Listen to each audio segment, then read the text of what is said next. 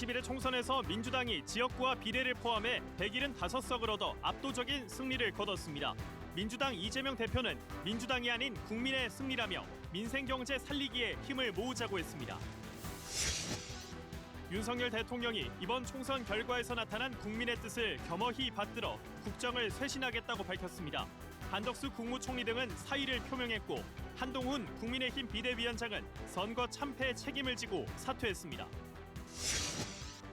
민주당이 20년 만에 전북에서 10개 의석 모두를 차지했지만 비례대표를 뽑는 정당 투표에는 조국혁신당에 힘을 실어줬습니다. 전북 국회의원 당선인 절반이 3선 이상으로 채워지면서 중앙 정치 무대에서 영향력을 발휘할 수 있을지 관심입니다.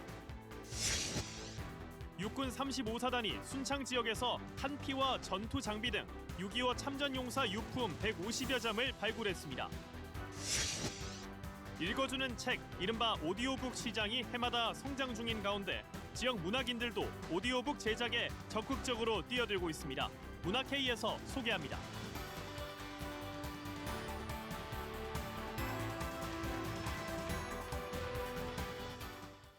시청자 여러분 안녕하십니까? 전북 7시 뉴스입니다. 22대 총선 더불어민주당의 압승, 국민의힘의 참패로 마무리됐습니다. 지역구와 비례위성정당 의석을 합쳐 민주당은 175석을 얻어 입법 권력을 연장하게 됐습니다. 국민의힘은 108석을 얻어 개헌 저지선을 가까스로 지켜내는 데 그쳤습니다. 총선 결과를 추재훈 기자가 전해드립니다. 민심이 향한 곳은 정권 심판이었습니다. 21대 총선에 이어 민주당의 두 번째 단독 과반 승리, 원내 일당 확보를 기준으로는 20대 총선부터 3연승입니다. 민주당은 지역구에서만 161석을 얻었고 비례위성정당 14석까지 총 175석을 얻어 입법 권력을 연장했습니다. 국민의힘은 야당 심판을 호소했지만 총 108석으로 개헌 저지선 101석을 간신히 지키는 데 그쳤습니다. 지역별로 보면 48석이 걸린 서울에서 민주당이 37석, 국민의힘이 11석을 얻었습니다. 인천, 경기에서는 민주당이 65석으로 8석의 국민의힘을 앞섰습니다. 격전지 충청권에서는 민주당이 21석, 국민의힘은 6석에 그쳤습니다. 호남과 제주에서는 민주당이 31석을 싹쓸이했고 보수 성향이 강한 영남에서는 국민의힘이 59석으로 5석의 민주당을 앞섰습니다. 강원에선 민주당 2석, 국민의힘 6석입니다. 다만 민주당의 비례위성정당 더불어민주연합에 함께한 타당 출신 4명은 기존 정당으로 복귀할 예정입니다. 제3지대에서는 개혁신당이 이준석 후보가 승리한 경기 화성 을 1석, 비례의석 2석까지 총 3석을 얻었습니다. 새로운 미래는 세종 갑에서 당선된 김종민 후보로 지역구 1석을 기록했습니다. 진보당에서는 민주당과 지역구 단일화를 했던 울산 북 윤종호 후보 1명이 원내에 진출했습니다. 녹색정의당은 지역구 비례의석 획득에 모두 실패해 원외 정당으로 전락한 반면 비례정당으로 나선 조국혁신당은 12석을 차지했습니다. 범야권 총 192석, 무소속 당선자는 없었습니다. KBS 뉴스 추재훈입니다. 압도적 원내 일당이라는 성적표를 받은 이재명 더불어민주당 대표는 민생경제 위기에 여야가 힘을 모으자고 제안했습니다. 김부겸 공동선대 대책위원장은 윤석열 대통령을 향해서 이재명 대표와 만나 앞으로 국정 운영 방향을 논의하라고 요구했습니다. 원내 3당에 오르게 된 조국혁신당은 1호 법안으로 이른바 한동훈 특검법을 제출할 거라고 공세를 폈습니다. 전현우 기자입니다. 총선 승리 뒤 첫 공식 석상에 선 이재명 더불어민주당 대표. 이번 총선 결과를 국민들의 위대한 승리라고 평가했습니다. 민생을 거듭 언급하며 여야 모두 민생경제 위기 해소에 힘을 모으자고 했습니다. 총선 결과는 민주당의 승리가 아니라 우리 국민들의 위대한 승리입니다. 여야 정치권 모두가 민생경제 위기 해소를 위해서 온 힘을 함께 모아야 되겠습니다. 김부겸 상임 공동선거 대책위원장은 윤석열 대통령을 향해 이재명 대표와 만날 것을 촉구했습니다. 조속한 시일 내에 제1야당의 이재명 대표를 만나서 향후 국정 운영의 방향에 대해서 논의하고 국가적 과제의 해결 방안에 대해서 큰 틀에서 합의를 해야 합니다. 원내 제3당에 오르게 된 조국혁신당은 정부 여당에 대해 공세를 폈습니다. 사퇴를 선언한 한동훈 전 국민의힘 비대위원장을 향해 특검이나 기다리라고 날을 세웠습니다. 22대 국회 1호 법안으로 한 위원장 딸의 논문 대필 의혹 등에 대해 진상규명을 할 이른바 한동훈 특검법을 제출할 거라고 밝혔습니다. 약속한 대로 봉사활동하면서 특검이나 기다리십시오. 조국혁신당은 한 달여 뒤 등원하게 되면 1호 법안으로 한동훈 특검법을 제출할 것입니다. 또 명품백 수수 의혹 등과 관련해 김건희 여사를 즉각 소환 조사하라고 검찰에 촉구했습니다. KBS 뉴스 전현우입니다. 초라한 성적표를 받아든 국민의힘에서는 한동훈 비상대책위원장이 자리에서 물러났습니다. 국민의힘은 당분간 윤재옥 원내대표가 당대표 대행을 맡아 당을 수습할 의견을 수렴할 것으로 보입니다. 오대성 기자입니다.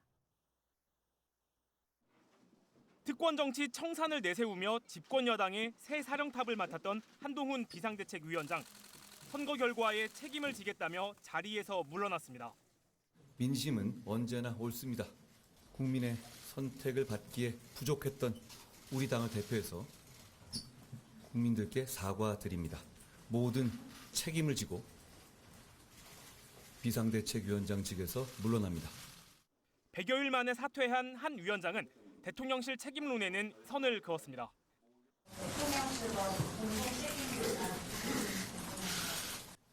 제 책임입니다. 국민들의 마음을 얻지 못한 것이라고 생각하고 그 책임이 오롯이 저에게 있다고 생각합니다.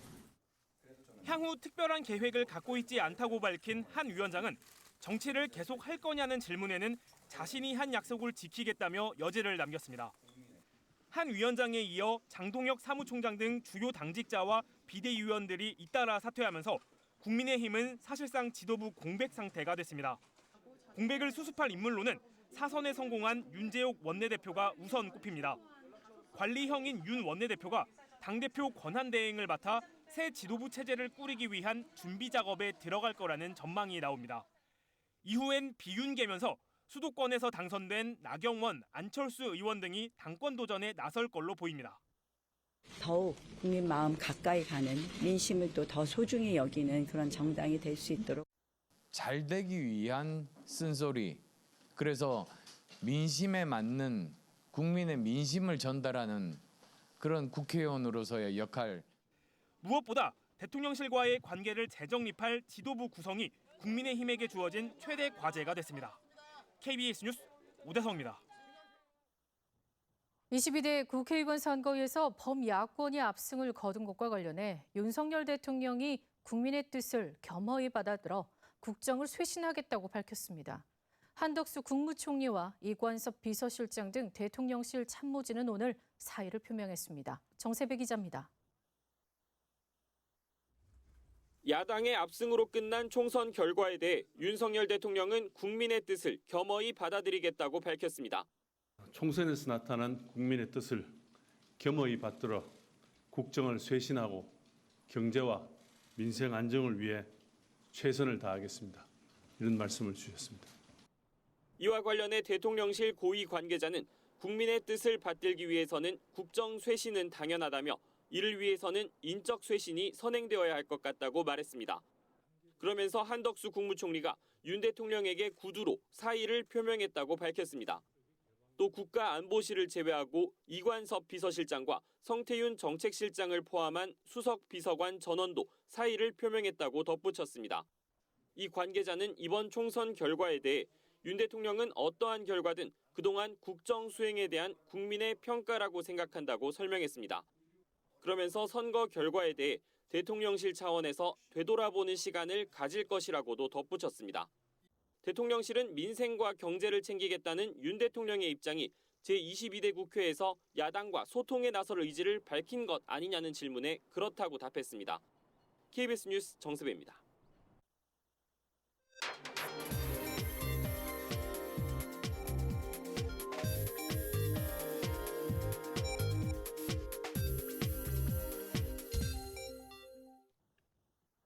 더불어민주당은 이번 총선에서 전북 의석 10개를 모두 가져갔습니다. 20년 만에 전석을 석권한 건데요.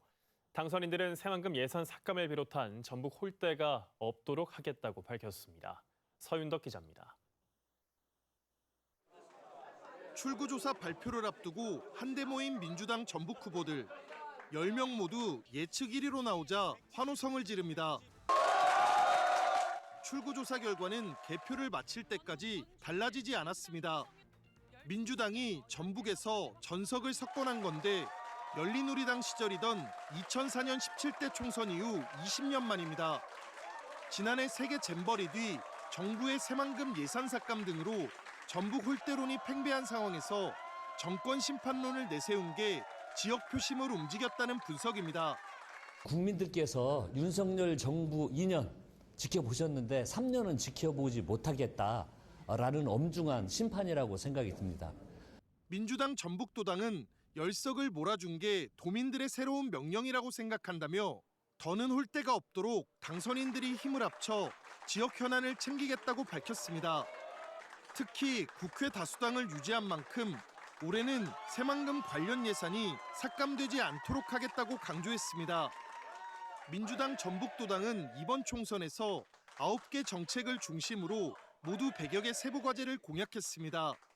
바이오와 2차 전지 육성, 금융중심지 지정 등을 우선순위에 뒀는데 여당 의원이 없어 정부와 협치가 사실상 어려운 상황에서 얼마나 이행할진 과제입니다. KBS 뉴스 서윤덕입니다. 22대 총선에서 승리한 전북 10개 선거구 민주당 당선인들이 오늘 전북 특자 도의회에서 합동 기자회견을 열었습니다. 당선인들은 압도적 지지를 보내준 도민들께 감사의 마음을 전하며 이번 선거를 통해 드러난 윤석열 정권 심판과 전북특별자치도 성공에 대한 도민의 열망을 가슴에 새기겠다고 밝혔습니다.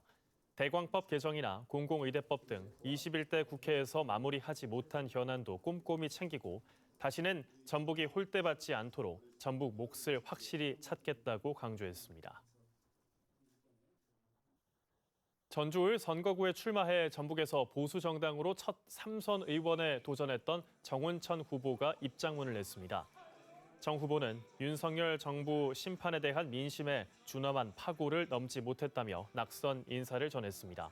또 호남의 여당 대표로 전북 현안들을 해결하고 정치 인생을 마무리하고자 했으나 여기서 물러나게 됐다며 2만 3천여 명이 선택한 소중한 가치는 역사로 남을 것이라고 밝혔습니다. 이번 총선 주목할 만한 게 또 하나 있습니다. 바로 중진 의원들의 잇단 귀환인데요. 전북 국회의원 10명 가운데 절반 이상이 3선 이상 중진으로 채워져 중앙 정치권에서 존재감을 강화하는 것으로 이어질지 관심이 쏠립니다. 진유민 기자입니다. 21대 국회에서 초재선 의원들로 채워졌던 전북 정치권. 새만금 기반시설 예산 삭감과 전북 의석수 감소 위기 등 악재 때마다 정치력 부재가 과제로 지적돼 왔습니다. 22대 총선 유권자들은 중진 의원에게 표심을 몰아줬습니다. 전북 지역구 민주당 당선인 10명 가운데 3선 이상만 5명. 지역구 경선에서 각각 초선과 재선 의원을 누르고 귀환한 정동영, 이춘석 당선인은 5선과 4선의 고지에 올랐고 김윤덕, 한병도, 안호영 당선인은 3선을 달성했습니다. 중진 의원이 다수 분포하면서 당 지도부나 상임위 의장 등 주요 요직에서 정치력을 발휘할 수 있을 것으로 기대됩니다. 우선 약자는 뭉쳐야 살기 때문에 10명의 의원이 원팀이 되는 것이 중요하다고 생각합니다. 가능하면 제가 팀장 노릇을 해보려고 합니다. 전북 당선인들은 국회 상임위 배분을 두고 곧바로 논의에 들어갈 예정인 가운데 압도적 승리를 거둔 민주당 안에서의 전북 정치권 위상 강화가 지역 발전으로 이어질 수 있을지 주목됩니다. KBS 뉴스 진유민입니다. 전북 민심은 정권 심판을 택했습니다. 지역구 선거는 민주당에, 비례대표 선거는 조국혁신당에 더 힘을 실어줬는데요. 국민의힘은 참패했고 군소정당은 낮은 득표율로 설 자리가 좁아졌습니다. 안태성 기자입니다. 이변은 없었습니다. 격전지로 꼽히던 전주을 선거마저도 민주당 승리로 싱겁게 끝났습니다. 정치 신인인 민주당 이성윤 후보에 맞선 국민의힘 정운천, 진보당 강성희 두 후보. 현역 의원들이지만 민주당의 높은 벽을 뛰어넘지 못했습니다. 국민의힘은 16년 만에 전북 모든 선거구에 후보를 내며 흥행을 기대했지만 결과는 참패. 전북 홀대와 정권 심판 여론에 맥을 추지 못한 채 정당 득표율도 한 자릿수로 주저앉았습니다. 지난 대선 때 얻은 14.4%에 크게 못 미쳤습니다. 거대 양당의 기득권 정치를 깨겠다고 나선 녹색정의당과 새로운 미래, 개혁신당 등 군소 정당들.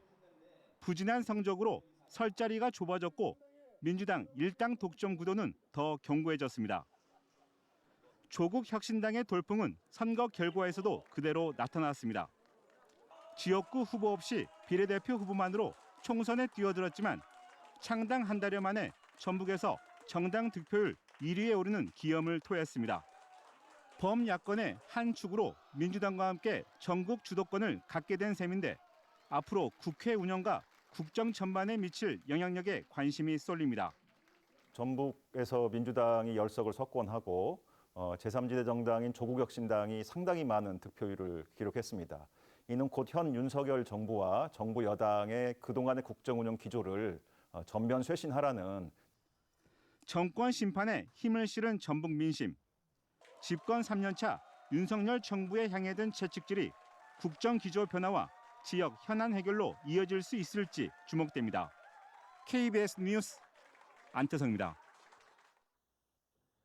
전북은 지역구 의원이 10명뿐인 탓에 각종 지역 현안을 해결하는 데 전북 출신 연고 의원의 역할이 컸는데요. 이번 총선 결과 전북 연고 당선인은 27명으로 21대보다 4명이 줄었고 여당 당선인은 1명에 그쳤습니다. 안승길 기자입니다. 국가 예산 확보나 전북 관련 법안 마련 등 현안을 추진하는 데 있어 지역구 의원과 함께 조력자 역할을 해온 전북 연고의원. 21대 국회에서 전북 출신이거나 배우자 고향이 전북인 지역 연고 여야 국회의원은 모두 31명. 이 가운데 민주당 의원 13명만 살아남고 절반 이상이 공천에서 탈락하거나 본선거에서 낙선했습니다. 저는 21대 국회의원 남은 임기를 마지막으로 25년간 숙명으로 여기며 받들어온 진보 정치의 소임을 내려놓으려 합니다. 국회 재입성에 성공한 의원 외에 이번 총선에 새롭게 출마한 전북 연고 후보는 30여 명. 이 가운데 국회의원 배지를 달게 된 건 14명뿐입니다. 더욱이 국민의힘과 국민의 미래 등 여권에서 10명이 도전장을 냈지만 당선된 건 비례로 출마한 조배숙 전 의원 단 1명에 그쳤습니다. 결국 22대 국회에는 21대에 비해 4명 줄어든 27명의 연고 의원이 국회에 입성하게 됐습니다. 전북 지역구 의원 10명을 더하면 모두 37명이고 이 가운데 36명이 모두 야당입니다. 여소야대 전국에서 전북 연고의원의 야권 쏠림 현상이 두드러진 가운데 정부 여당과 협치가 과제로 떠오르고 있습니다. KBS 뉴스 안승길입니다. 이번 총선과 함께 치러진 전북 광역기초의원 재보궐선거에서도 모두 민주당 후보가 당선됐습니다. 도의원에 뽑은 전주시 제3선거구에서는 민주당 정종복 후보가 70%가 넘는 득표율로 당선했고 남원시 제2선거구에서는 민주당 임종명 후보가 무투표로 당선됐습니다. 군의원에 뽑은 장수군 가선거구에서는 민주당 한국희 후보가 득표율 55.9%로 당선됐습니다. 전북경찰청이 21대 총선 과정에서 공직선거법을 어긴 사건 52건을 적발해 81명을 단속했습니다. 또 이 가운데 8명에 대한 수사를 마무리한 뒤 검찰에 넘겼습니다. 지난 21대 총선과 비교하면 발생 건수가 20% 넘게 줄었습니다. 유형별로는 허위사실 유포가 26명으로 가장 많고 현수막 훼손 10명, 금품 수수 5명 등입니다. 경찰은 남원에서 유권자의 집을 방문해 선거 인쇄물을 나눠준 혐의를 받는 2명 등 41건에 연루된 63명을 수사하고 있습니다. 또 선거 범죄 공소시효가 6개월인 만큼 신속하게 수사할 방침입니다. 정부가 중증 응급 심장 수술을 하는 전문 병원에 대해 상급 종합병원 수준으로 지원하는 방안을 마련하기로 했습니다. 의료계 합동 기자회견은 연기된 가운데 의사협회는 내일 기자회견을 열고 입장을 발표할 예정입니다. 임주영 기자입니다.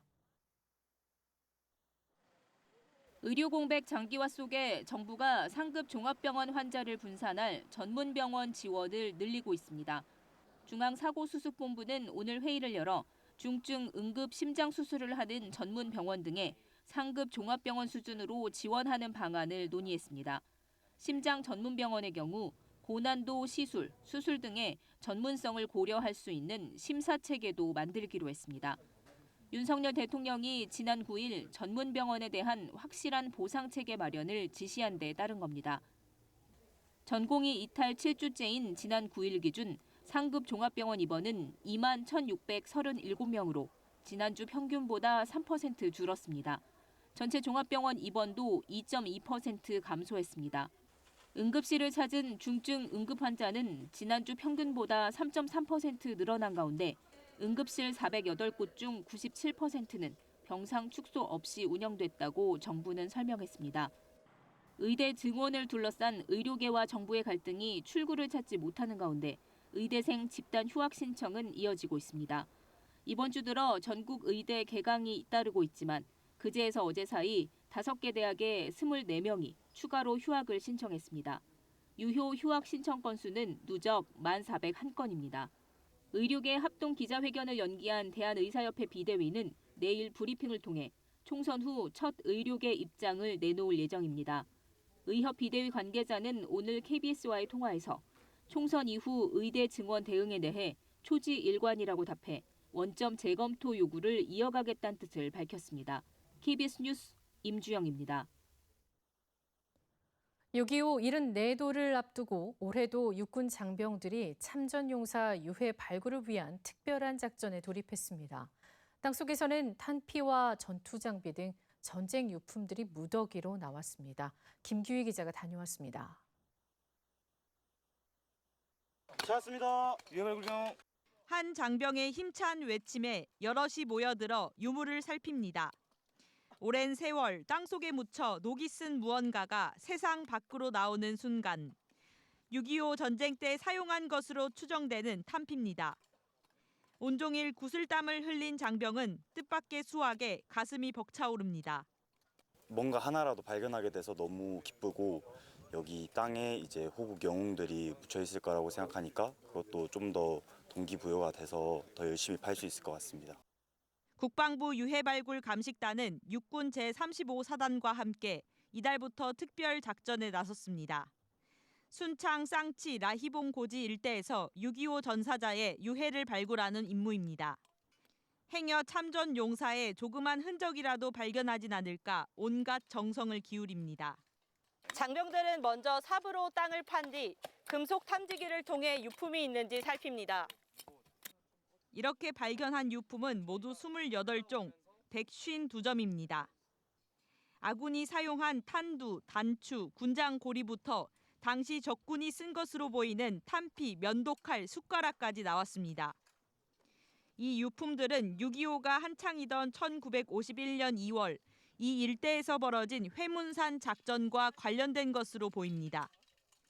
인천 상륙작전 이후 남쪽에 남은 적군을 소탕하기 위해 당시 국군 11사단 소속 41명은 치열한 전투를 벌이다 장렬히 전사했습니다. 유해가 나오면 좋을 것 같다는 생각을 좀 많이 하고 있고 한 주 동안 장병들이랑 최선을 다해서 한 분의 유해라도 찾을 수 있도록 노력하겠습니다. 2006년부터 지금까지 전북에서 발굴한 6.25 전사자 유해는 모두 24구. 군 당국은 추가 유해 발굴에 나서는 한편 유품은 육군 역사관에서 전시해 사료적 가치를 널리 알릴 예정입니다. KBS 뉴스 김규희입니다. 전주국제영화제 조직위원회가 전체 상영작 예매 일정을 공개했습니다. 개막식과 폐막식 티켓은 오는 17일 오후 2시부터, 일반 상영작 티켓은 오는 19일 오전 11시부터 영화제 공식 누리집이나 앱을 통해서만 예매할 수 있습니다. 전주 시민만을 대상으로 오는 16일부터 21일까지 엿새 동안 전체 예매 분량의 20%를 사전 판매하는 매표소도 운영할 예정입니다.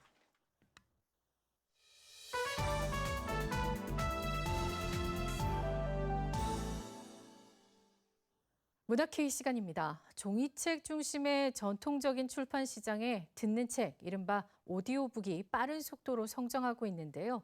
지역의 작가들도 하나둘 오디오북 제작에 나서면서 눈에 띄는 성과를 거두고 있습니다. 함께 가보시죠. 한 발을 들고 동동거리는 날 보며 엄마가 혀를 끌끌 찼다. 오디오북으로 출간된 책을 듣고 있는 이윤신 씨. 집안일을 하다가도 잠시 쉬는 시간에도 틈틈이 오디오북을 열게 됩니다. 종이책 한 권을 완독하기 어려웠는데 책 한 권을 수월하게 읽어낼 수 있어 더 가까이 하게 됐습니다. 집안일을 하거나 하면서 이걸 이렇게 좀 크게 틀어놓고 이렇게 움직이면서 들으니까 앉아서 또 책을 읽었을 때하고는 또 좀 다른 느낌이고요. 또 제가 혼자 읽었었던 거하고 그다음에 성우의 목소리를 이렇게 딱 듣는데 정말 리얼하고 실감나서 재밌었어요. 때마침 창밖으론 눈발들이 숨죽여 가라앉는다. 다양한 삶의 풍경들을 자신만의 감성으로 캔버스에 담아온 진창윤 화가. 3편의 시집을 낸 그는 최근 오디오북 시집을 출간했습니다. 꽃은 나비의 그림자를 모아 전문 성우가 읽어주는 매력적인 신앙송에 설렘과 재미를 느꼈다는 진 작가. 오디오북을 통해 더 많은 독자와 일상의 감동을 공유하길 기대하고 있습니다. 독자를 만날 수 있는 또 하나의 통로가 열렸다는 것에 큰 의미를 두고 또 기존의 책을 읽는 독자가 아닌 또 다른 층의 그 독자들이 저의 미흡하지만은 이런 시를 함께 감상할 수 있다면은. 전주문화재단은 2021년부터 지역 작가들의 작품 23편을 오디오북으로 만들어 온라인 서점 등을 통해 유통하고 있습니다. 중앙문단의 저명한 작가의 작품이나 베스트셀러 중심의 오디오북들 틈에서 성과도 이어지고 있습니다. 22년도에 유통을 한 최기호 작가님의 들꽃상여 작품이 대한민국 출판대상에서 이제 우수상을 수상한 내용이 있고요. 그걸 통해서 좀 더 사람들이 재단에서 이런 지역 작가분들을 위해 오디오북을 제작도 하고 이렇게 유통도 하고 마케팅까지 지원을 하고 있구나를 좀 더 알리게 된 계기가. 문학평론가들은 오디오북과 종이책은 경쟁 관계라기보다 상호 보완적인 성격을 가지고 있다며 지역 작가들의 도전과 재단의 지원이 확대되어야 한다고 말합니다. 지역의 작가들의 작품을 조명해주고 또 저작권적인 입장의 수익을 담보해주겠다는 얘기거든요. 그러니까 그동안 소외받았던 작가들에게는 되게 큰 이슈가 되고 또 혜택을 받는 기회라고 생각을 합니다. 오디오북만 전문으로 유통하는 플랫폼이 나오는 등 오디오북 시장의 성장세가 눈에 띄는 가운데 지역 작가들이 지역이라는 한계와 낮은 인지도를 극복하고 더 많은 독자와 만날 수 있는 대안이 될 수 있을지 주목됩니다. KBS 뉴스 이수진입니다. 나랏빛, 국가 채무가 지난해 60조 원 가까이 늘면서 1,100조 원을 넘어섰습니다. GDP 대비 국가 채무 비율은 처음으로 50%를 넘었습니다. 황현규 기자입니다. 정부는 오늘 국무회의에서 2023년 회계연도 국가결산보고서를 심의 의결했습니다. 정부 결산 결과 지난해까지 누적된 국가 채무는 1,126조 7천억 원으로 1년 전보다 59조 4천억 원 늘었습니다. 2022년 결산에서 국가 채무가 1,000조 원을 넘어선 뒤 지난해에는 1,100조 원도 뛰어넘은 겁니다. 다만 한 해 증가폭은 100조 원 안팎이던 지난 3년과 비교해 줄었습니다. 지난해 국내 총생산, GDP 대비 국가 채무 비율은 50.4%로 나타났습니다. 국가 채무가 GDP의 절반 이상을 기록한 건 이번이 처음입니다. 김명중 기획재정부 재정성과심의관은 지난해의 경우 세수 감소에도 불구하고 여유재원 활용을 통해서 국채 발행을 계획된 범위 내에서 관리했다고 설명했습니다. 지난해 정부의 총 수입은 세수 감소 영향으로 1년 전 같은 기간보다 44조 원 가까이 감소했습니다. 실질적인 재정 상태를 보여주는 관리 재정 수지는 지난해 87조 원 적자로 집계됐습니다. 정부가 지난해 예산안 발표 때 예상한 약 58조 원보다 29조 원 정도 많은 규모입니다. GDP 대비 관리 재정 수지 적자 비율은 3.9%로 나타났습니다. 정부는 앞서 국회에 제출한 재정 준칙에서 2025년부터는 GDP 대비 관리 재정 수지 적자 비율을 3% 이내로 관리하겠다고 밝혔습니다. KBS 뉴스 황인규입니다. 정부가 전국 교육대학의 입학 정원을 내년부터 10% 이상 줄이기로 했습니다. 저출생 여파로 학생 수가 줄고 있는데 교사들 채용 규모를 계속 유지할 수 없다는 판단에 따른 겁니다. 김민경 기자입니다. 2018년 처음 1명 아래로 내려온 우리나라 합계 출산율은 지난해 0.72명까지 떨어졌습니다. 그러다 보니 올해 신입생이 1명도 없는 초등학교는 전국 157곳에 이릅니다. 이처럼 학생 수가 급격히 줄어들자 정부가 2012년 이후 동결된 교육대학과 초등교육과의 정원을 내년부터 12% 줄이기로 했습니다. 현재 전국 10개 교대와 3개 초등교육과의 총 입학 정원은 3,800여 명인데 450여 명 줄여 3,300여 명을 선발하는 겁니다. 중장기 교원 수급 계획, 저희가 교육대학 신입생 중도 이탈률 등등을 고려해서 지금 내년부터 적용할 입학 정원 감축 규모하고 추진 방향을 결정해봤습니다. 교대 입학 정원 감축은 심각한 임용난 때문이기도 합니다. 초등교사 신규 채용은 2014년부터 계속 감소 중인데 교대생 규모는 그대로라 임용 대란이 심해지고 있다는 겁니다. 실제로 초등교원 임용 합격률은 2018년 63.9%에서 올해 43.6%까지 떨어지기도 했습니다. 교육부는 입학 정원을 줄인 대학이 재정적 어려움을 겪지 않도록 올해 국립대학 육성사업 인센티브 평가 시 감축 노력을 반영하겠다는 입장입니다. 정원 감축안에 대해 전국교육대학생연합은 교사 선발 중장기 계획을 다시 발표해달라고 요구했습니다. 교원단체들은 오히려 교사를 확충할 필요가 있다. 경제 논리에 따라 교대 정원을 감축하는 건 교육 공공성을 악화할 우려가 있다는 입장을 내놨습니다. KBS 뉴스 김민경입니다. 오늘 오전 10시쯤 군산시 서수면 한 콘크리트 제작 공장에서 40대 남성이 숨졌습니다. 고용노동부 군산지청은 이 남성이 전신줄을 만들기 위해 철제 구조물을 옮기는 작업을 하다 구조물이 떨어져 숨진 것으로 보고 중대재해처벌법 위반 여부와 정확한 사고 경위 등을 조사하고 있습니다.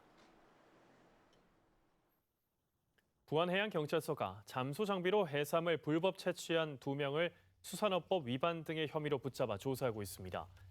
이들은 어제 부안 위도 인근 바다에서 무허가 조업 방식으로 1,000여만 원 상당의 해삼과 전복 700kg을 채취한 혐의를 받고 있습니다. 해경은 전남 무안 항공대와 공조해 현장 적발하고 장비와 채취물 등을 모두 압수하는 한편 불법 잠수 채취 단속도 강화하기로 했습니다.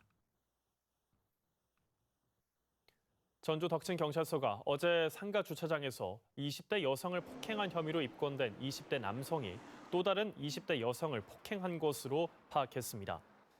이 남성은 어제 새벽 3시쯤 길 가던 20대 여성을 폭행하고 곧이어 인근 상가 주차장에서 또 다른 20대 여성을 폭행한 혐의를 받고 있습니다. 두 여성은 모두 병원으로 옮겨져 치료를 받고 있으며 생명에는 지장이 없는 것으로 드러났습니다. 경찰은 이들이 아는 사이는 아닌 것으로 보고 죄질이 중한 점을 고려해 내일 남성에 대한 구속영장을 신청할 계획입니다. 전주시가 시정연구원에서 탄소중립지원센터 출범식을 열었습니다. 탄소중립지원센터는 2026년까지 탄소중립 정책과 기후변화 적응 업무, 에너지와 산업 등 분야별 탄소중립 구축 모델 개발과 탄소중립 관련 조사와 연구, 교육 등을 맡습니다. 탄소중립은 탄소를 배출한 만큼 흡수하게 해 순 배출량을 0으로 만드는 개념입니다. 전북특별자치도가 온실가스 배출량을 줄이기 위해 공정을 전환하려는 기업을 지원합니다. 대상은 온실가스 배출이 많은 금속 가공 제품 제조업 분야 기업으로 기술 자문과 공정 분석 등을 통해 기업별 맞춤 전략을 세울 수 있도록 도울 방침입니다. 전북도는 다음 달 13일까지 신청을 받아 대상 기업 5곳 정도를 선발할 예정입니다. 지난해 겨울 전북 지역의 초미세먼지 농도가 최근 5년 사이 가장 낮았던 것으로 분석됐습니다. 전북자치도는 지난해 12월부터 올해 3월까지의 기상청 자료를 분석한 결과 이 기간 초미세먼지 농도가 세제곱미터당 20.9 마이크로그램으로 최근 5년 중 가장 낮았다고 밝혔습니다. 전북도는 2019년부터 겨울마다 시행한 미세먼지 계절 관리제가 효과를 거두고 있다며 세부 정책을 보완해 나가기로 했습니다. 한국은행 전북본부가 발표한 전북 지역의 실물 경제의 동향을 보면 지난 2월 전북의 제조업 생산은 지난해 같은 달보다 8.4% 줄었습니다. 자동차와 기타 기계 장비, 비금속 광물 등 식료품을 제외한 거의 모든 항목에서 생산 지수가 떨어졌습니다. 전북의 제조업 출하는 6.9% 감소했고 재고는 7.1% 증가했습니다. 2월 수출은 5억 7천만 달러로 10.4%, 수입은 4억 달러로 12.9% 각각 줄었습니다. 전북 지역의 고용률은 62.6%로 0.7%포인트 상승했습니다. 익산시가 오는 15일부터 코로나19 고위험군을 대상으로 추가 백신 접종을 시작합니다. 이번 접종은 최신 변이에 대한 면역력을 높이고 고위험군 중증화와 사망 등을 예방하기 위해 시행합니다. 대상은 5살 이상 면역 저하자와 65살 이상 고령층 등입니다. 백신은 화이자나 모더나, 노바백스 가운데 선택할 수 있고 사전 예약 없이도 무료 접종할 수 있습니다. 동학농민혁명기념재단과 국립아시아문화전당이 업무 협약을 하고 협력을 강화하기로 했습니다. 두 기관은 앞으로 문화예술 육성과 보급, 콘텐츠 공동 개발과 운영 등에 힘쓸 계획입니다. 동학농민혁명재단은 이번 협약을 통해 동학농민혁명 정신을 문화예술 전시와 공연에 접목하고 세계 무대로 확장하는 기회가 될 것으로 기대하고 있습니다. 국립해양문화재연구소가 오는 10월까지 고군산군도 해역에서 발굴 조사를 합니다. 앞선 조사 결과 이 일대에서는 수중에서 처음으로 청동기 간돌검이 나오는 등 선사시대부터 근대에 이르는 유물 900여 점이 발견됐습니다. 해양문화재연구소는 군산 비흥도동에 수중 고고학센터 건립도 추진하고 있지만 아직 예비 타당성 조사 대상에는 오르지 못했습니다.